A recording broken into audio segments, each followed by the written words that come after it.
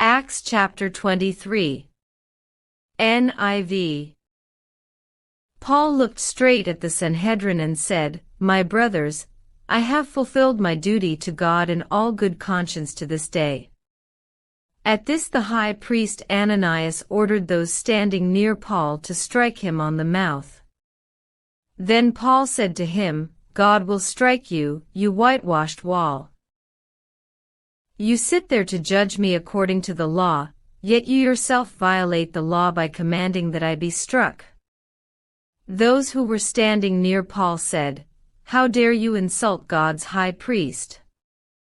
Paul replied, "Brothers, I did not realize that he was the high priest, for it is written, 'Do not speak evil about the ruler of your people.'"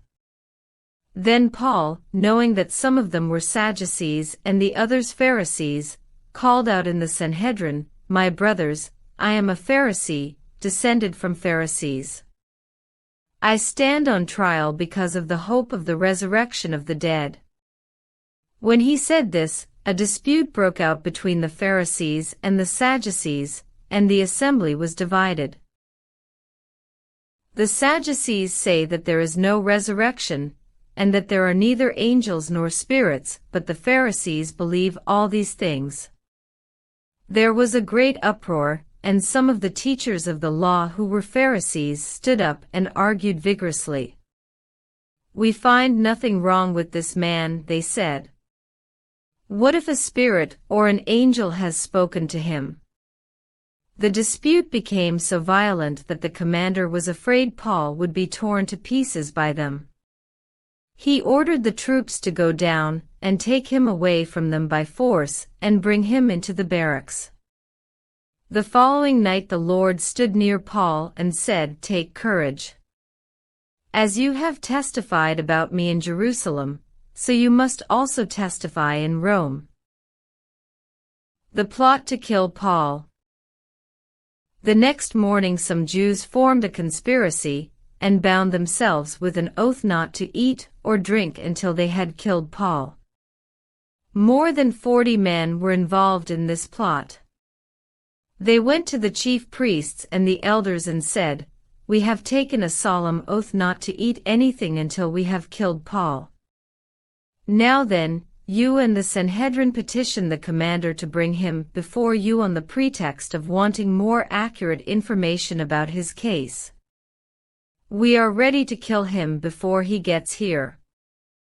But when the son of Paul's sister heard of this plot, he went into the barracks and told Paul. Then Paul called one of the centurions and said, "Take this young man to the commander, he has something to tell him." So he took him to the commander. The centurion said, "Paul, the prisoner, sent for me and asked me to bring this young man to you because he has something to tell you." The commander took the young man by the hand, drew him aside and asked, "What is it you want to tell me?" He said, "Some Jews have agreed to ask you to bring Paul before the Sanhedrin tomorrow on the pretext of wanting more accurate information about him. Don't give in to them, because more than 40 of them are waiting in ambush for him. They have taken an oath not to eat or drink until they have killed him. They are ready now, waiting for your consent to their request." The commander dismissed the young man with this warning, "Don't tell anyone that you have reported this to me." Paul transferred to Caesarea. Then he called 2 of his centurions and ordered them, "Get ready a detachment of 200 soldiers, 70 horsemen, and 200 spearmen to go to Caesarea at 9 tonight. Provide horses for Paul so that he may be taken safely to Governor Felix." He wrote a letter as follows, "Claudius Lysias, to His Excellency, Governor Felix, greetings. This man was seized by the Jews and they were about to kill him, but I came with my troops and rescued him, for I had learned that he is a Roman citizen. I wanted to know why they were accusing him, so I brought him to their Sanhedrin. I found that the accusation had to do with questions about their law, but there was no charge against him that deserved death or imprisonment.